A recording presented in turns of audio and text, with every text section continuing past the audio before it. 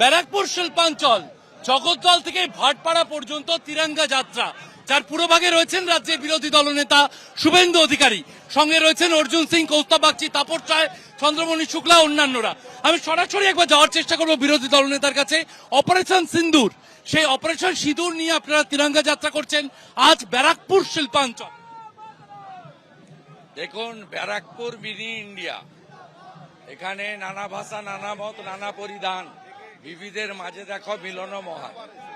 এখানে রাষ্ট্রবাদী মানুষরা রাস্তায় নামবে, এটা স্বাভাবিক। অর্জুন সিং এর নামে একাধিক মামলা দেখা গিয়েছে যখনই উনি বিজেপিতে ফিরলেন। এই পরিস্থিতি, উনি বিজেপিতে জয়েন করার পরে 102 হয়েছিল, মাঝে বিরতি দিয়েছিল, একটা বাহ্যিক সন্ধি উনি করেছিলেন, তারপরে আবার শুধু উনাকে না, সবচেয়ে বড় কথা যারা রাজনীতি করেন না, বাড়ির মহিলা মেম্বারদেরকেও ভীষণভাবে জড়িয়েছিল। এবং হাইকোর্ট এবং সুপ্রিম কোর্ট সব জায়গাতেই অর্জুন সিং এবং তার পরিবার প্রোটেকশন পেয়েছে। এরা ছাড়েনি, single bench, division bench, supreme court পর্যন্ত গেছে। একটাই বিষয় যে তুমি কেন বিজেপির সঙ্গে যাবে, বিজেপিতে করবে। আপনি কাঁথি থেকে বা কলকাতা থেকে যখন ব্যারাকপুর আসছেন, কামারহাটি পার করতে হয়েছে। কামারহাটিতে একটি বাড়ি, একটি প্রাসাদ সম বাড়ি, তা ভাঙতে পুরসভার অনীহা। জয়ন্ত সিনহা তিনি জেলে রয়েছেন। ভোট লুট করে 8 মাস পরে আবার লুটের ভোট হবে, তো এবারে লুটের ভোট করতে আমরা দেব না। জয়ন্ত ওখানে ভোট লুট করে,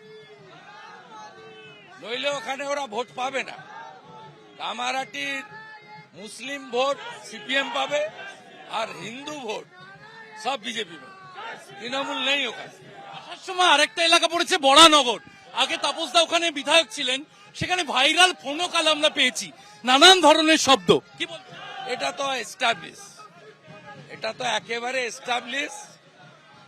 আপনার তৃণমূল মানেই চোর, এটা এস্টাবলিশ।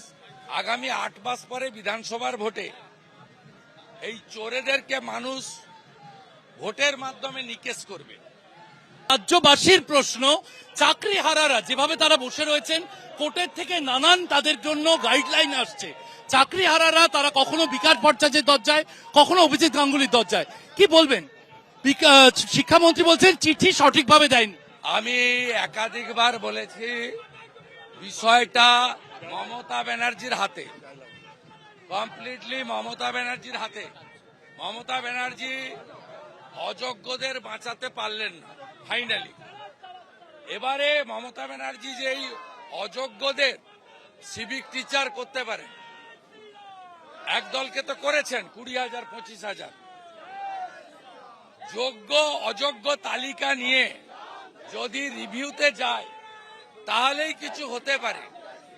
দেখুন, এটা নিয়ে আইনজ্ঞরাও বলছেন, যে দলেরই করুন না কেন তারা আইনজ্ঞ, তারাও বলছেন।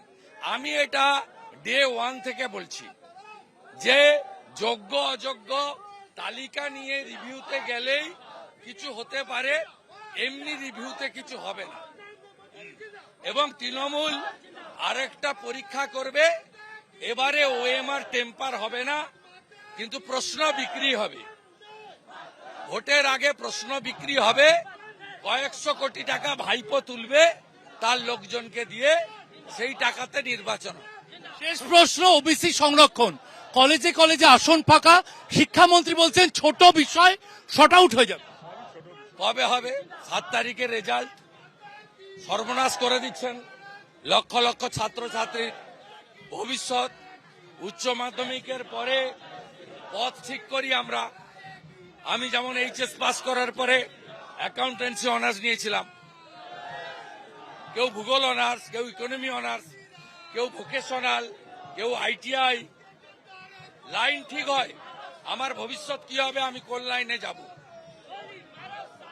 আজকে সেই জায়গায় দাঁড়িয়ে এরা গত 21 দিন ধরে ভর্তির বিজ্ঞপ্তি নেই, সর্বনাশ করছে ছেলে মেয়েদের, ক্ষমার অযোগ্য অপরাধ করছে মমতা ব্যানার্জি সরকার।